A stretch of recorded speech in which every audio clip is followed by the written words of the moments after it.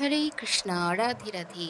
নমস্কার সকল কৃষ্ণ ভক্তগণকে রিমিস ভার্সন এই চ্যানেলের পক্ষ থেকে সকলকে সুস্বাগতম।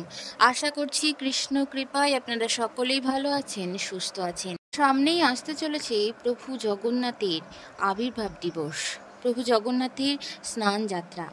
আজকের এই পর্বটিতে আমরা জানব জ্যৈষ্ঠ মাসের পূর্ণিমা কত তারিখে পালিত হচ্ছে, পূর্ণিমা তিথি কখন শুরু হচ্ছে এবং কখন শেষ হচ্ছে, প্রভু জগন্নাথ দেবের স্নান যাত্রা কবে পালিত হবে এবং এই স্নান যাত্রার মাহাত্ম্য, এই সমস্ত কিছু নিয়ে জানবো আজকের এই ভিডিওটিতে। আশা করছি ভিডিওটি আপনাদের ভালো লাগবে, তাই সম্পূর্ণ ভিডিওটি মনোযোগ সহকারে দেখার অনুরোধ রইল। সনাতন ধর্মের খুব পবিত্র একটি উৎসব হলো এই স্নান যাত্রা। জ্যৈষ্ঠ মাসের পূর্ণিমা তিথিতে পালিত হয় মহাপ্রভু জগন্নাথ দেবের স্নান যাত্রার উৎসব, অর্থাৎ এই দিন দেব স্নান পূর্ণিমা বা জ্যৈষ্ঠ পূর্ণিমা নামেও পরিচিত।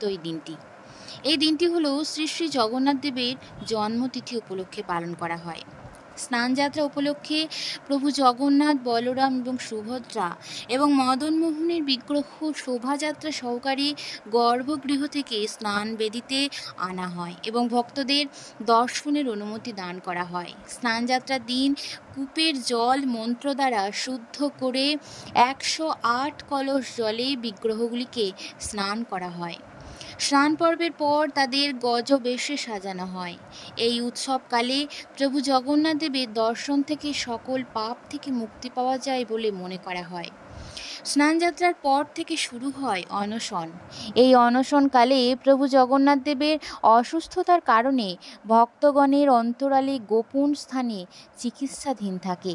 বছর পূর্ণিমা তিথি শুরু হচ্ছে 26শে জ্যৈষ্ঠ 1432 বঙ্গাব্দ এবং ইংরাজির 10ই জুন 2025 মঙ্গলবার দিবা 11টা 5 থেকে এবং পূর্ণিমা তিথি শেষ হচ্ছে 27শে জ্যৈষ্ঠ 1432 বঙ্গাব্দ এবং ইংরাজির 11ই জুন 2025 বুধবার দিবা 12টা 38 পর্যন্ত পূর্ণিমা তিথি থাকবে। উদয় তিথি অনুযায়ী 27শে জ্যৈষ্ঠ 1432 বঙ্গাব্দ এবং ইংরাজির 11ই জুন 2025 বুধবার ওই দিন সুসম্পন্ন হবে পূর্ণিমা তিথি এবং ওই দিন সুসম্পন্ন হবে শ্রী শ্রী জগন্নাথ দেবের স্নান যাত্রা উৎসব। ওই দিন সূর্যোদয় হবে 4:55 এবং সূর্যাস্ত 6:19 এবং জ্যৈষ্ঠ নক্ষত্র রাত্রি 8টা 8, সাধ্যযোগ দিবা 2:32 এবং ববকরণ রয়েছে দিবা 12টা 38 গতে বালবকরণ, রাত্রি 1টা 13 গতে কৌলবকরণ। জগন্নাথ দেবের স্নান যাত্রা উৎসব কেন পালন করা হয়? স্কন্ধপুরাণ অনুসারে রাজা ইন্দ্রদুম্ন যখন জগন্নাথ দেবের কাঠের বিগ্রহ প্রতিষ্ঠা করলেন, তখন থেকে এই স্নান যাত্রার উৎসব শুরু হয়। স্নান যাত্রা দিনটিকে জগন্নাথ দেবের আবির্ভাব তিথি বা জন্মদিন হিসেবে পালন করা হয়।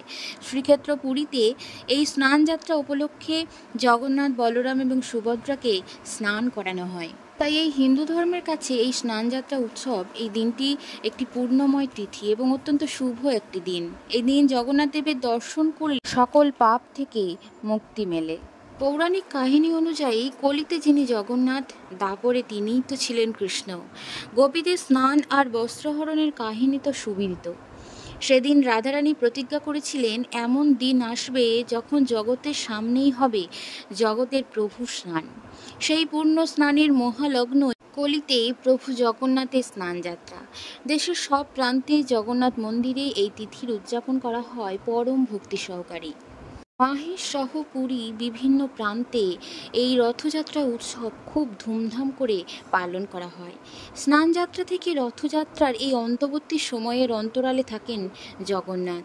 কথিত আছে যে এই সময় জ্বরে ভোগেন তিনি। দূর দূরান্ত থেকে কবিরাজ এসে পাঁচন তৈরি করে প্রভুর নিরাময়ের ব্যবস্থা করেন। তারপর আসে রথযাত্রার মুহূর্ত। কথিত আছে রথে উপবিষ্ট জগন্নাথকে দর্শন করলে আর পুনর্জন্মে তার ভয় থাকে না। নিজ বাড়িতে কিভাবে জগন্নাথ দেবের স্নান যাত্রা করবেন? প্রথমে নিজ গৃহের মন্দিরটিকে সুন্দরভাবে পরিষ্কার পরিচ্ছন্ন করবেন। তারপর পবিত্র স্থানে স্নানবেদী তৈরি করে সেখানে দেবতাদের বসান এবং তারপর 108 কলসি জল যদি ব্যবহার করতে পারেন তাহলে খুবই ভালো। যদি সেটা সম্ভব না হয় তাহলে বাড়িতে ছোটোখাটো কোনো পাত্রে জল ব্যবহার করুন। পর্যাপ্ত পরিমাণ জল নেবেন। সেই জলটি যেন পরিষ্কার এবং পবিত্র হয় এবং যদি পারেন সেই জলের মধ্যে কিছু সুগন্ধি তেল, ফুল এবং অন্যান্য কোনো উপকরণ ব্যবহার করতে পারেন। তারপর খুব সাবধানে সেই জল দিয়ে জগন্নাথ দেবের মূর্তিতেই স্নান করান।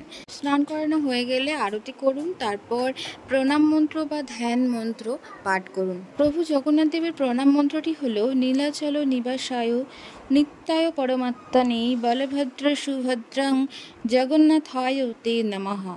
অর্থাৎ পরমাত্মা স্বরূপ যারা নিত্যকাল নীলাচলে বসবাস করেন সেই শ্রীবল দেব শ্রী সুভদ্রাও শ্রী জগন্নাথ দেবকে প্রণতি নিবেদন। বন্ধুরা, আজকের পর্বটি এই পর্যন্ত ছিল। সকলে ভালো থাকুন, সুস্থ থাকুন। আবার দেখা হচ্ছে আপনাদের সাথে নতুন কোনো পর্ব নিয়ে।